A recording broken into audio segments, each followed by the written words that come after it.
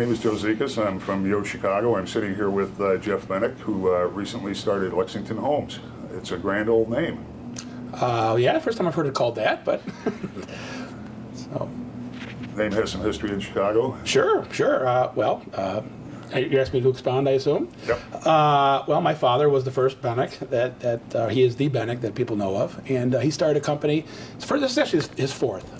He started a company in 1961, I think, called 3H Homes. I think it was 26 at the time, and he and his partner at the time started very quickly. Their first development, I think, had about 350 homes in it, and they eventually grew to be the biggest builder in the Chicago area through mostly the 60s. In 72, sold the company to U.S. Home, where there's some irony there, which we'll come back to in a sec. And 74 started Lexington Homes. Lexington grew into the by far biggest builder in the Chicago area through most of the 80s.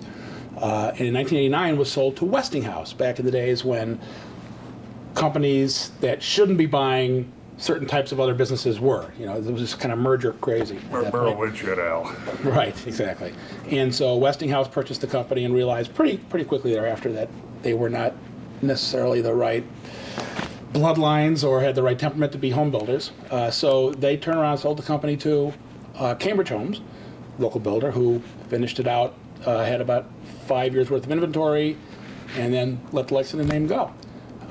Meantime, we had already started Concord, and we grew to about a 12 or 1,300 unit per year level, which back in the 80s is pretty good clip. Sold it in 89, but worked for Westinghouse for 3 years. In 92, they came in then and took over the company day to day, and I just gave you the history thereafter. These other guys then immediately started Concord, and I joined Concord pretty much at that point. Concord also grew to be one of the biggest builders in the city, and through the 90s, and in 2002 was sold to Lennar Corporation. We all stayed. Eventually, the partners left one by one, and I left a couple of years ago, and I was going to go on my own. I was actually starting a little thing on my own. My father at the time was flipping land. He had a partner in that, and I was buying some lots from him in the city. So like all real estate guys, he never quits the game? Well, yeah, right. He didn't want to build anymore. He was done building. I mean, that's whole lot of difference in terms of managing a home building company versus flipping land. They don't have the inventory and building's a young man's game. Right. Although he loves it. He was he's 72 I think at the time, or 73. Didn't want to. Had no designs to be going back into it. I was starting up, and he was consulting me, and I guess the demons were starting to stir a little bit as well, and.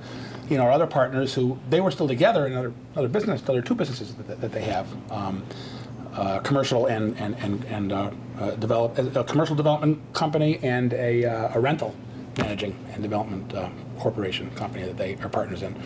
And these guys never wanted to stop building when we sold Concord. So they saw what was going on with me, and they said, why don't we just kind of all get together and do it again? And my dad said, all right. That's what we did. And that's. Now, just happens that this happened in the heels of a terrible market, but timing is everybody's cutting back. Some people are going out of business, and you're starting up. Right. Well, again, timing found us, and do you sit back and say, well, all right? You're showing a level of confidence in the home market that buyers don't seem to share. I don't know. I think the buyer's feeling of being afraid to move forward in this market is partially founded and partially imagined, for whatever reasons. And I'm not trying to say that people should ignore what's out there.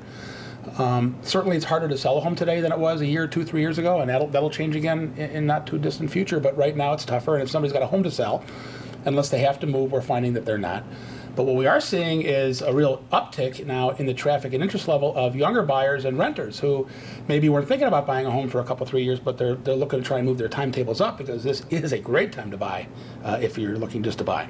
What makes it a great time to buy? What are the factors? There's a lot of inventory. It's like any other business. When you have when supply outstrips demand, prices come down and choices become aplenty, and that's the story right now. And wherever you want to go in the Chicago area, and regardless of the price point and housing type that you want to be in, you get a pretty good set of choices out there. What do you see as opportunities? Where do you plan to be building? Well, we're going to stay in pretty much our same old bailiwick, which is what we call infill, which really encompasses the entire city of Chicago and close-rung suburbs for the most part. I had mentioned that we're doing a community in St. Charles. That's certainly not a close-in suburb. I mean, it's a good 45 minutes to an hour without traffic. But we have a piece there that's right adjacent to downtown St. Charles.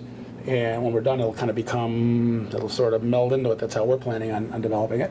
And because it's in a very established area, surrounded by established stuff, that's the definition of infill. I can tell you that we're done going out to the hinterlands and building tracts of houses. We'll leave that to the national builders that have really kind of come in and taken a lot of that market, for understandable reasons. Okay.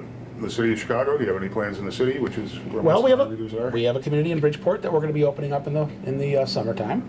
We're going to call it Lexington Square. It's in the area. It's at 37th and Sangamon, which is just a couple of blocks off Halsted.